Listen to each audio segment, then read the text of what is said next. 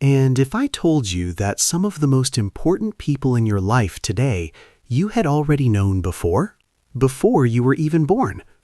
The Spiritist Doctrine, based on the works of Allan Kardec, brings an idea that can change everything: reincarnation.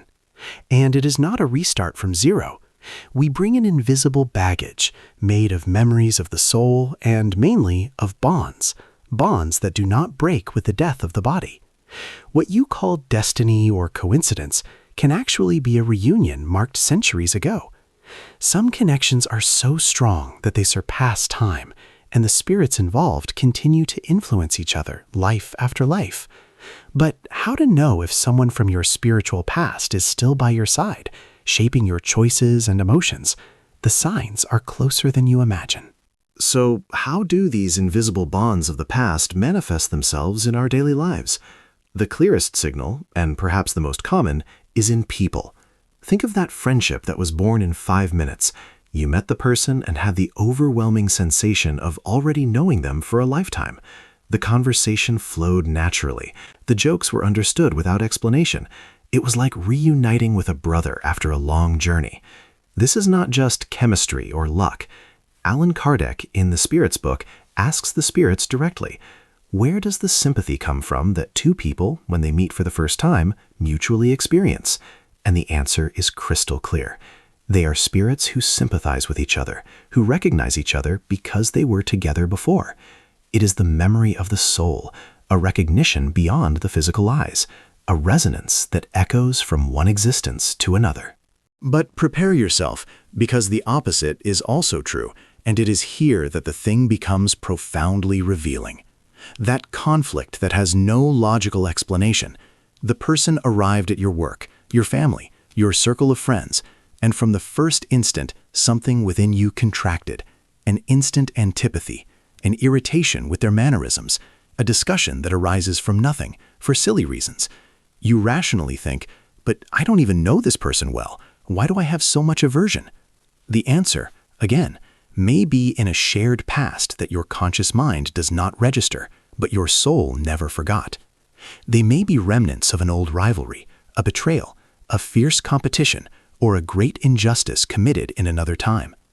The spirit with whom you have this emotional debt is not in a distant plan. It can be right beside you, in the same office, at the same dinner table, rekindling a flame of conflict whose origin you do not know. This applies to both intense romantic relationships and the most deeply rooted rivalries. That love that seems to have come out of a fairy tale, where you felt complete immediately, can be the reunion of soulmates who promise to meet again. And that familiar with whom you always fought without apparent reason can be an old enemy that life put in the same family nucleus just so that this issue could be resolved. The problem is that we arrived here with a closed suitcase. We forgot the story, but we bring the feeling. The anger, resentment, attachment, or longing come as checked baggage without identification labels. And so we repeat patterns.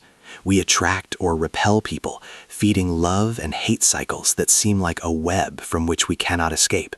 But what happens when there is no specific person at the center of all this, and when the signal is not a familiar face, but a feeling that comes from within, a paralyzing fear that has no origin in your current childhood, or a talent that seems to have been born with you? Because the bonds of the past do not manifest themselves only in others. They leave deep and individual marks on your own psyche, shaping who you are in ways you never imagined. And it is there that the investigation becomes even more personal and frighteningly intimate. Now, close your eyes and look within yourself, because the deepest bonds are not only in the people around you, they are imprinted on your own soul, like invisible marks that guide your darkest fears and your brightest talents. Let's start with the fears. Do you have any phobia that you simply cannot explain? A chill when seeing deep water, even without ever having had a fright at sea. A paralyzing anxiety in very tight places. An irrational terror of something specific, such as certain animals or sounds. Common psychiatry seeks traumas in childhood, but what if there aren't any? Spiritist literature, through the psychography of Chico Xavier, brings a fascinating perspective. In books like Our Home, dictated by the spirit André Louise, it becomes clear that our soul is a living archive. Traumatic experiences from past lives can leave deep records, true energetic scars that manifest as inexplicable phobias in this existence. The person who, in a previous incarnation, died suffocated or drowned, may bring to this life an instinctive and paralyzing aversion to these situations. It is not imagination. It is the spirit's cellular memory screaming through your unconscious, an echo of a real danger that your current consciousness did not witness, but that your soul never forgot. And at the opposite extreme of this spectrum are your gifts. That absurd ease with music, as if your fingers already knew the path on the instrument before you even learned the notes. The natural fluency in a language that you began to study only a short time ago. The manual skill, the talent for healing, the heightened intuition for business or for comforting people. From where does this come? Often, it is not just a divine gift granted from nothing. It can be the mature fruit of long and dedicated work in one or several previous existences. It is the spirit harvesting what it planted and practiced in the past. An old artisan can be reborn with a natural ability to work with wood. An old healer can bring an unusual sensitivity to energies and the pain of others. These are positive marks, achievements of the soul that cross time and become part of your identity today. But there is still a more direct channel between your now self and your past experiences. Dreams. I am not talking about those confused daily dreams.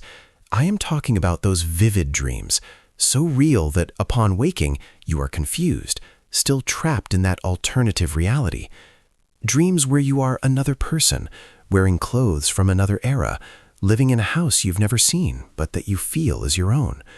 Recurring dreams with the same landscape, the same distressing or joyful situation, or that overwhelming déjà vu, the certainty that you have already lived exactly that moment, that set of sounds, smells, and sensations. For many spiritualists, such as Herminio C. Miranda in his books on extrasensory memory, these are fragments of real memories of the soul. When the physical body sleeps and the brain enters rest, the spiritual consciousness, which holds all your history, becomes more free to manifest. These dreams can be windows open to scenes from other incarnations, attempts by your own spirit to process and integrate past experiences that still influence your present. They are glimpses of your own spiritual archive projected onto the screen of your mind. And if these internal echoes, these fears, gifts, and dreams are like messages in a bottle launched by the sea of time, what happens when the one sending the message is not just a memory of yours, but another consciousness, another spirit, actively trying to communicate and influence your world now? Because then, the signals leave the intimate plane of your feelings and begin to manifest in the environment around you in ways that may be impossible to ignore.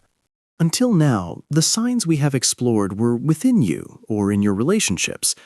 But what when the spiritual past does not content itself in being just a memory or a feeling, and when it starts to knock at your door in an almost physical way? This is the territory of phenomena. Objects that disappear and reappear in obvious places as if someone had moved them. Subtle touches when there is no one nearby. Hearing the sound of your name being called in an empty house, or that unmistakable and often heavy sensation that you are not alone in the silent room. Science seeks explanations in psychology or in perception failures. However, the Spiritist Doctrine, based on decades of serious mediumship observation, considers that they may be attempts at communication. A spirit deeply linked to you, especially if the departure was traumatic or if there is an intense attachment, can, in certain conditions, use energy to create these small disturbances. It is not necessarily to scare.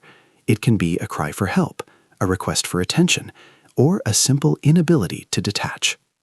But the final and most decisive sign is also the most dangerous because it disguises itself as yourself. It is the intrusive thoughts and self-sabotaging choices that seem to come from nothing. The sudden impulse to destroy a good relationship, the inner voice that insists you will fail just minutes before a great opportunity, the attraction to chaotic situations that you know will hurt you. From where does this self-sabotage come?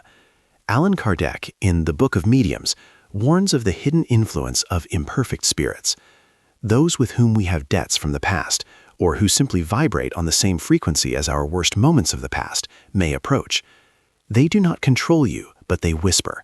They feed your insecurities, inflame old resentments, and make negative ideas seem like your own thoughts. It is like having a very bad spiritual advisor, reminding you of all your old vices and mistakes from other lives. This subtle influence can distort your free will, keeping you trapped in repetitive cycles of suffering, which is living proof that a bond from the past has not yet been healed. So, what to do with all this? Recognizing these signs is not to create fear, but to bring power. Because understanding that an irrational fear may have a past root, that a conflict without reason may be an old debt, is the first step to breaking the cycle. The proposal of Spiritism is precisely this: to illuminate these shadows of the past with the light of understanding and forgiveness. When you identify the pattern, you can begin to work to dissolve this bond, whether through self-improvement, sincere prayer, or work in good. You stop being an unconscious captive of your own spiritual history and become the architect of your future peace. The journey of untying these knots is, in the end, the journey of your own liberation.